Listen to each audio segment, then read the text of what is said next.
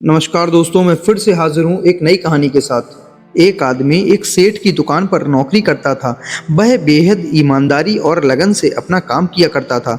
उसके काम से सेठ बहुत ही खुश रहता था और सेठ द्वारा मिलने वाली तनख्वाह से उस आदमी का गुजारा आराम से हो जाता था।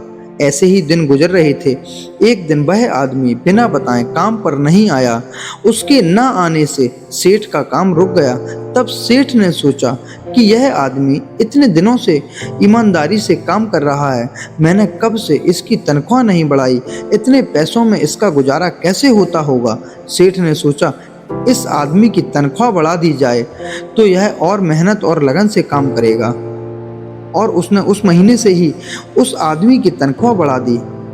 उस आदमी को जब 1 तारीख को बढ़े हुए पैसे मिले तो वह हैरान रह गया, लेकिन वह कुछ नहीं बोला और चुपचाप पैसे रख लिए। और धीरे धीरे बात आई गई हो गई। कुछ महीनों बाद वह आदमी फिर कुछ दिन गैर हाजिर हो गया। यह देखकर सेठ को बहुत गुस्सा आया। वह सोचने लगा, कैसा कृतज्ञ आदमी है, मैंने इसकी तनख्वाह बढ़ाई पर ना तो इसने धन्यवाद दिया और ना ही अपने काम की जिम्मेदारी समझी।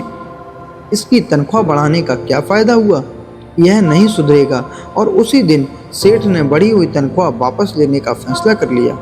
अगली 1 तारीख को उस आदमी को फिर से वही पुरानी तनख्वाह दी गई, लेकिन हैरानी यह कि इस बार भी वह आदमी चुप रहा। उसने सेठ से जरा भी शिकायत नहीं की। यह देखकर सेठ से रहा न गया और वह पूछ बैठा, बड़े अजीब आदमी हो भाई, जब मैंने तुम्हारे गैर हाजिर होने के बाद पहले तुम्हारी तनख्वाह बढ़ा दी तब भी तुम कुछ नहीं बोले, और आज जब मैंने तुम्हारी गैर हाजिरी पर तुम्हारी तनख्वाह फिर से कम कर दी तुम फिर भी खामोश रहे, इसकी क्या वजह है।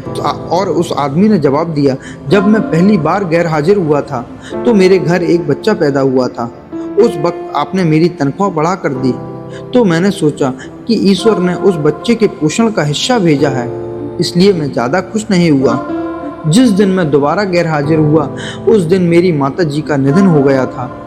आपने उसके बाद मेरी तनख्वाह कम कर दी तो मैंने यह मान लिया कि मेरी माँ अपने हिस्से का अपने साथ ले गई। फिर मैं इस तनख्वाह की खातिर क्यों परेशान हूँ। यह सुनकर सेठ गदगद हो गया। उसने उस आदमी को गले से लगा लिया और अपने व्यवहार के लिए क्षमा मांगी।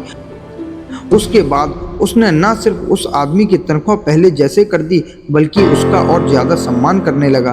कथा सार दोस्तों, हमें इस कहानी से यही सीख मिलती है, हमारे जीवन में अक्सर सकारात्मक और नकारात्मक दोनों तरह की घटनाएं होती रहती हैं। जो आदमी एक अच्छी घटना से खुश होकर अनावश्यक उछलता नहीं और नकारात्मक घटनाओं पर अनावश्यक दुख नहीं मानता और हर दशा में अपनी सोच को सकारात्मक बनाए रखता है, सच्ची लगन और ईमानदारी से कार्य करता रहता है, वही आदमी जीवन में स्थायी सफलता प्राप्त करता है। ईश्वर ने हमें जो भी दिया है वो हमारी हैसियत से बहुत ज़्यादा है। हमें उसकी दयालुता को कभी नहीं भूलना चाहिए एवं सदैव उसका धन्यवाद करते रहना चाहिए।